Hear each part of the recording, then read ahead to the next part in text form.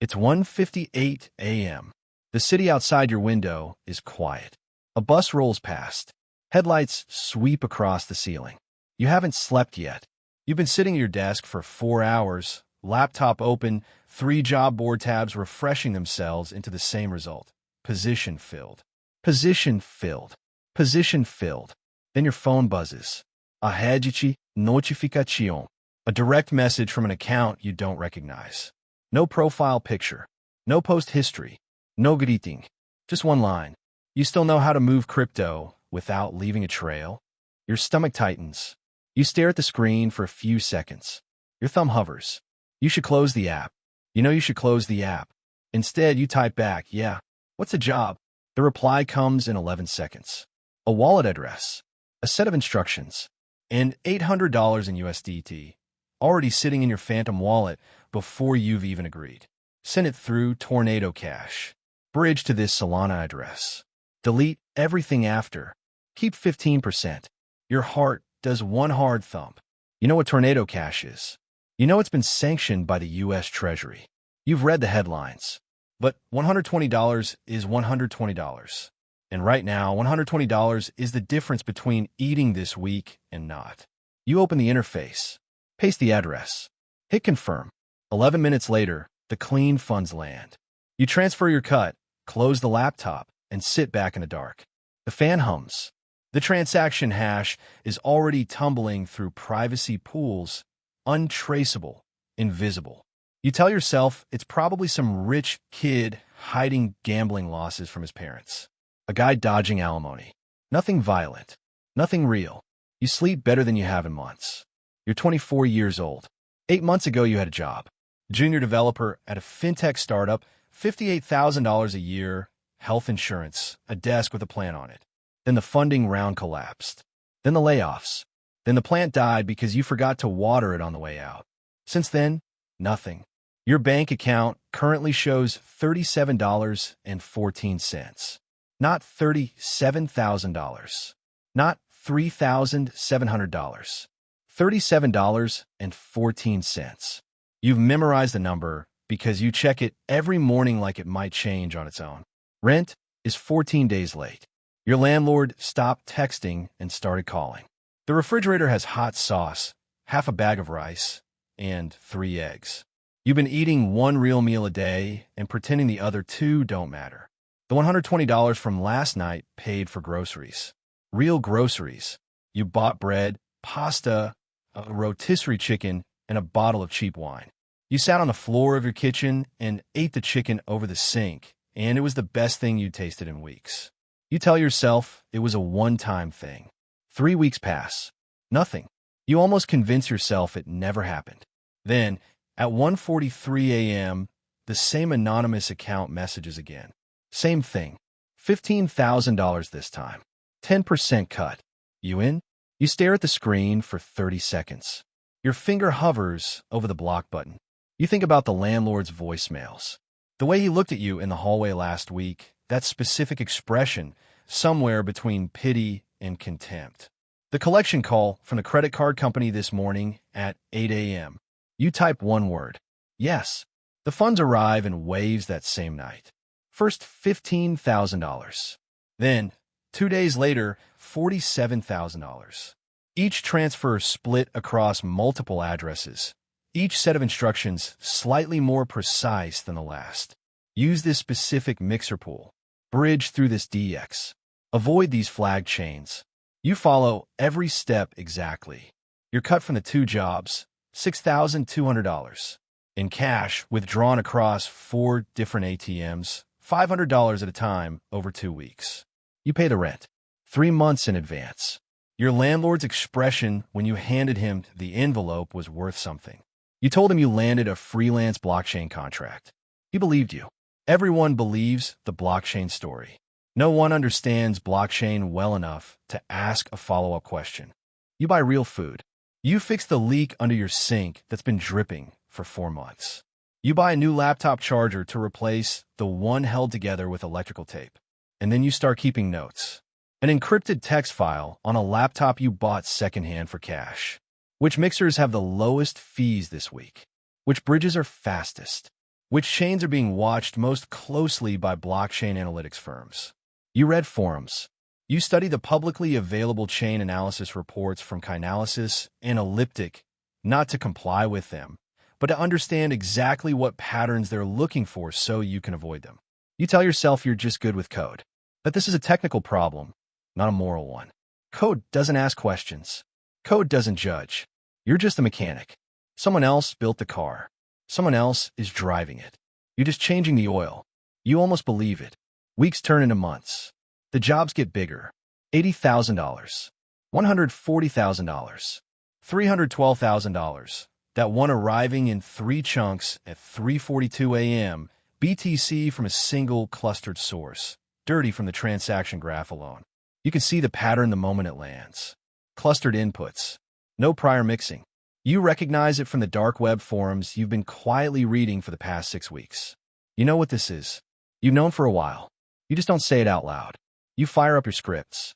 You've been writing them yourself now, building on the basic instructions from the anonymous account, adding your own optimizations.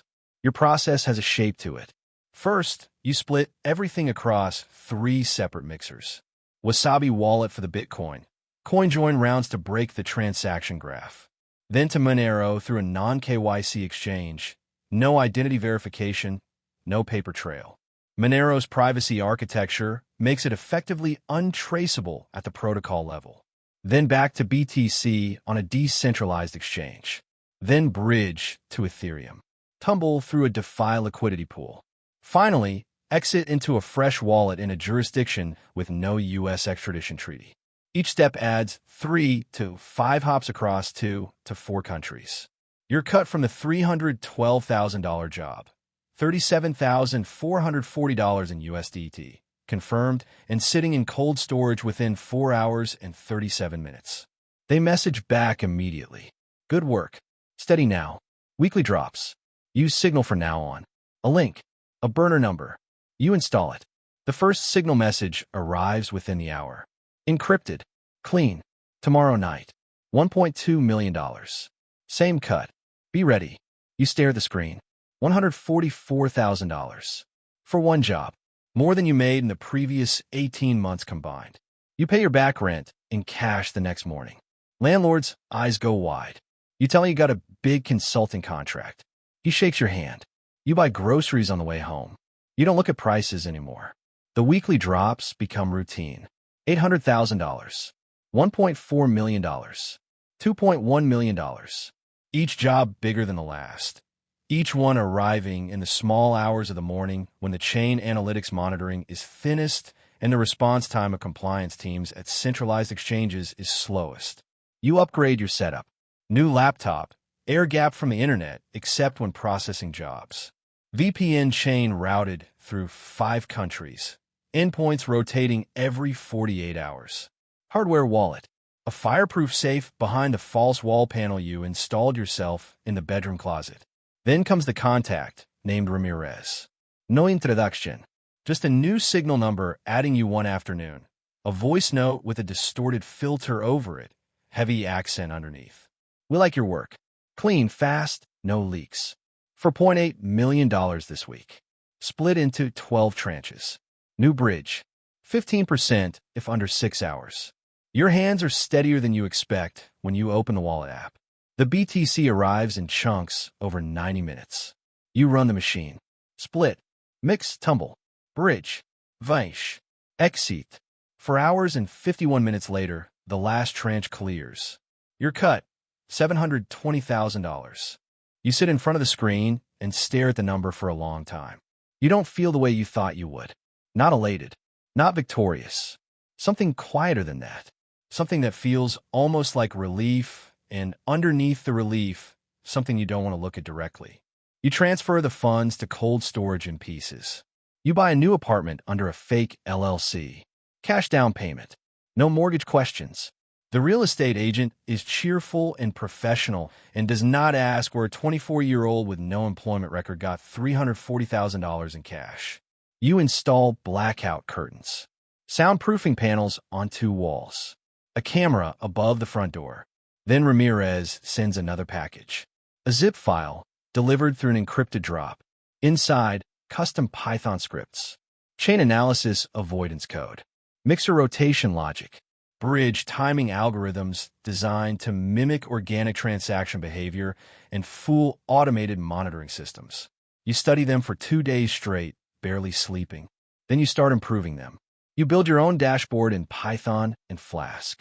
It pulls live fee data from blockchain APIs, predicts optimal routing based on current network congestion, flags wallets that have appeared on chain analysis watch lists. You add Tor plus Mullvad VPN chain, MAC address randomization, spoofed browser fingerprints.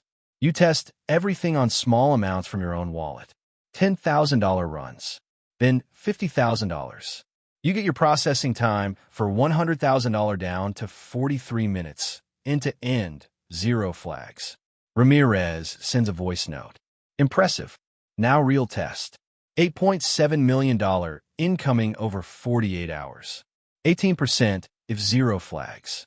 The funds arrive in 14 tranches. You run the machine at full speed. No alerts. No freezes. Funds land in 12 clean wallets across 9 jurisdictions. Your cut, $1.566 million. You move it to cold storage in pieces. Buy a hardware wallet farm and lock it in a safe deposit box at a private vault facility. Upgrade to a penthouse, cash down payment, registered under an LLC in Wyoming that your contacts set up for $3,000. You still sit at the same desk. Same hoodie, same dark room. But now there are 3 monitors instead of 1, and the machine runs 24 hours a day, and Ramirez is sending a new name. Luca.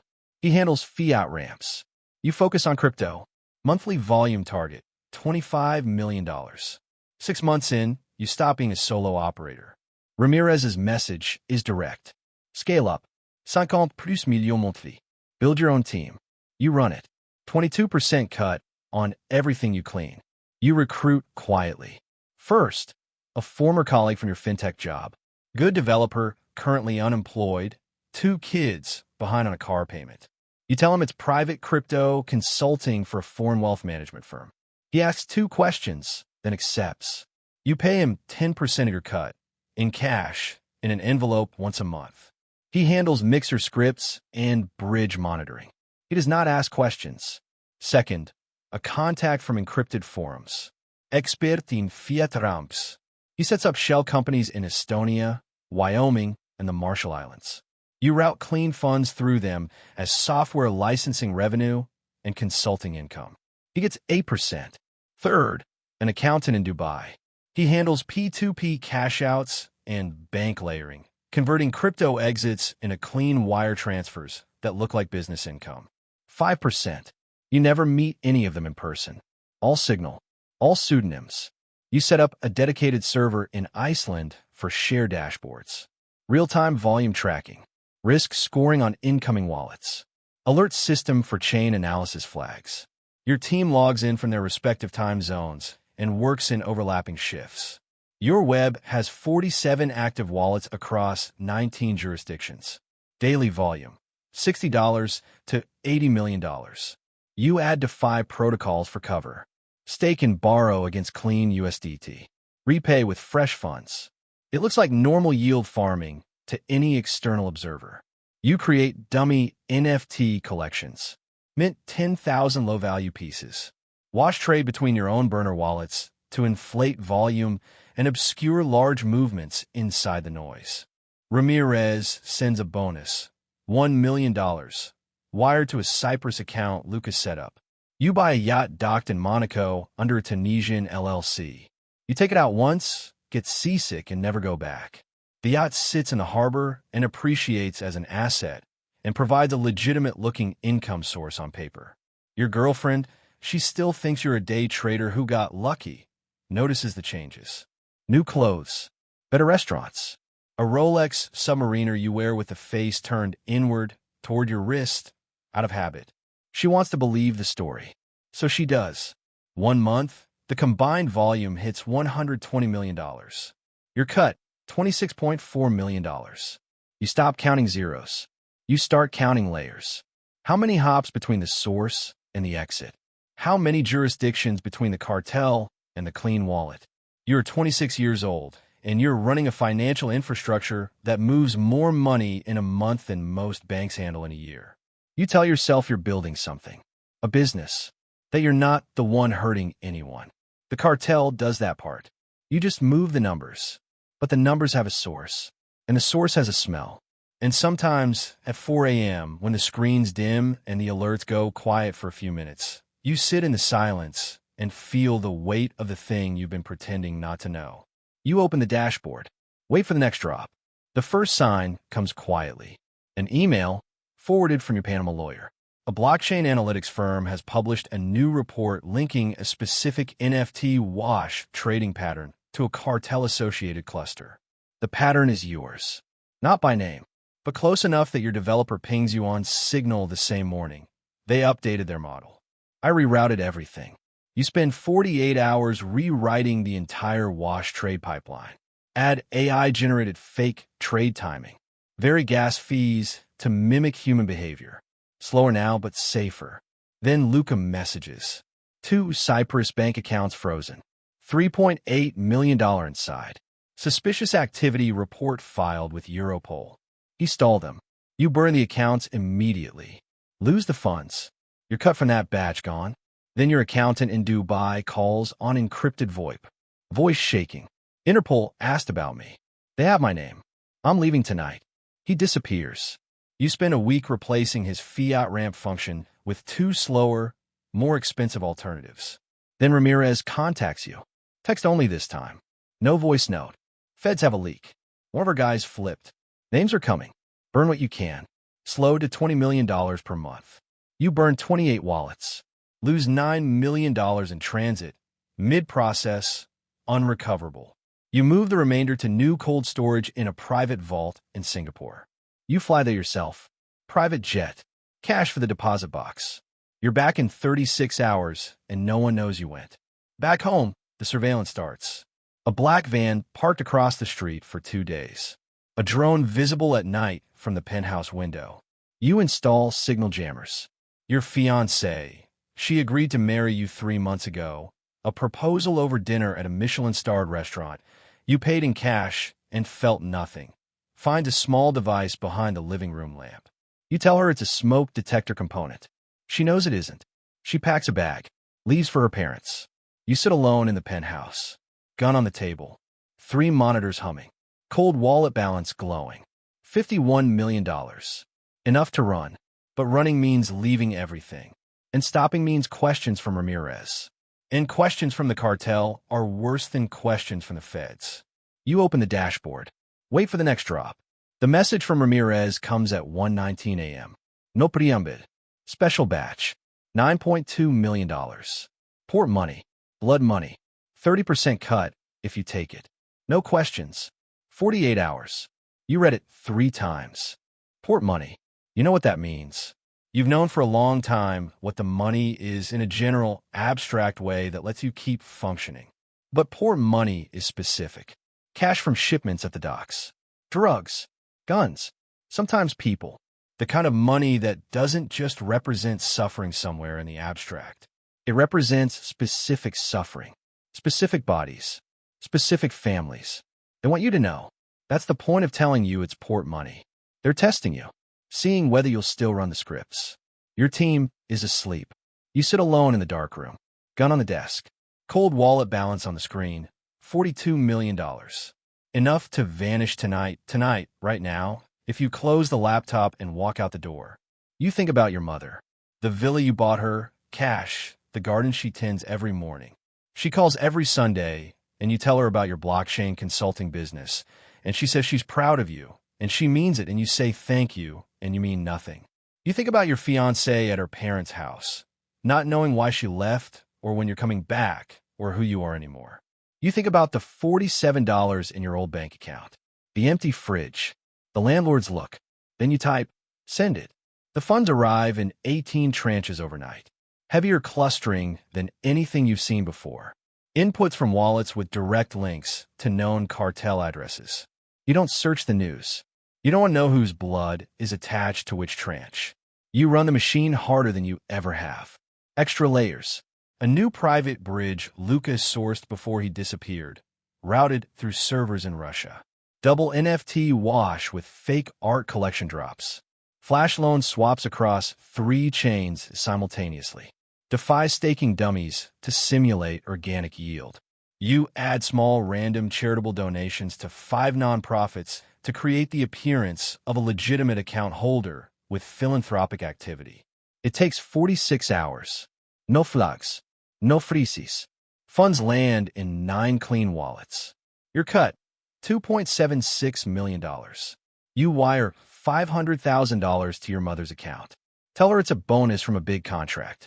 She calls crying. Happy tears. I knew you'd make it. I always knew.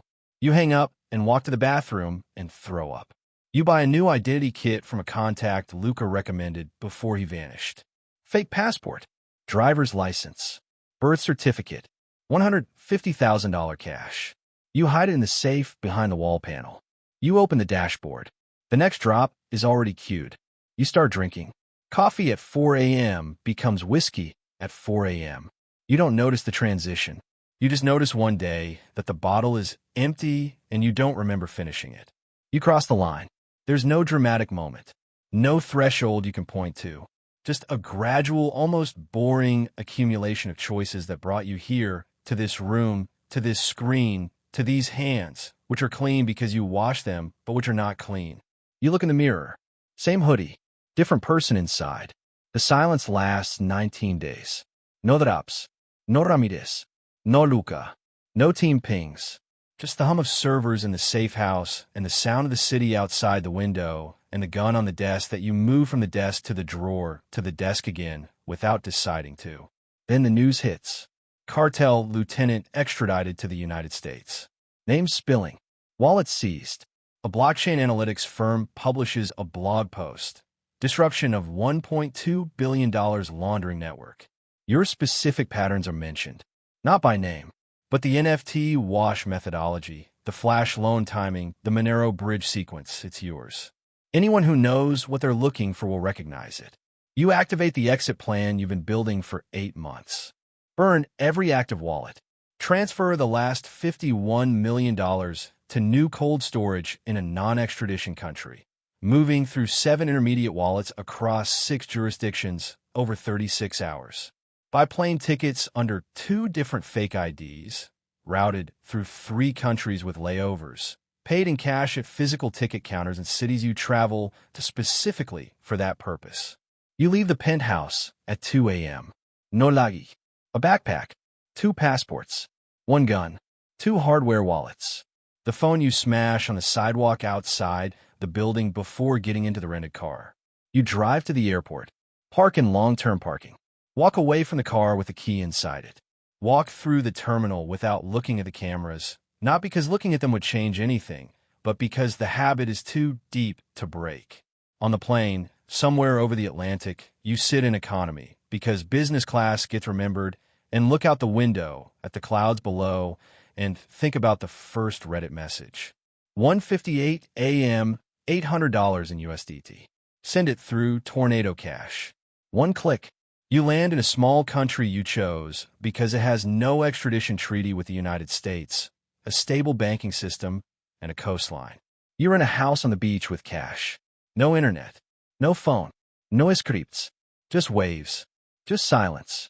Just the sound of something that might eventually be close to peace. Months pass. You grow a beard. You wear simple clothes. You walk the beach every morning at the same time, which is the first routine you've had in 2 years that doesn't involve a laptop. You don't drink anymore. You don't check the news. You cook your own food for the first time since before the layoff. One morning, a package arrives. No return address. Inside, a single USB drive. You plug it into an old laptop with no internet connection. No saved passwords. Nothing that matters. One file. A voice note. Ramirez, distorted as always. We survived. Fed's got the loud ones. You're clean. If you want back in, same terms. 30% cut. New web. New machine. You listen twice. Then you format the drive. Walk to the beach. Find a large rock. Smash the drive into 6 pieces. Bury them in the sand at the waterline, where the tide will scatter them. You walk back to the house. Sit on the porch. Watch the sun go down over the water. You think about the $47, the empty fridge, the landlord's face, the first $120 cutting from the transaction that took 11 minutes to confirm. You smile. Small. Quiet. The first real one in a long time. You didn't flip. You didn't get caught. You didn't die. You just stopped. The $51 million sits in cold storage in a vault in a country with favorable privacy laws. You don't touch it. Not yet. Maybe not ever. The money is clean now, but what it came from isn't, and you've stopped pretending there's a difference. Somewhere tonight, a developer is sitting at their desk. Laptop open. 3 job board tabs. Bank account at $47. The city quiet outside the window. And somewhere, an anonymous account is sending a DM. You still know how to move crypto without leaving a trail? The cycle doesn't end. It just needs a new you. You lean back in the chair on the porch. Listen to the waves. The machine is silent. And for the first time since 1:58 a.m. on a night 2 years ago, the silence feels like yours. Not innocent, not good, but free.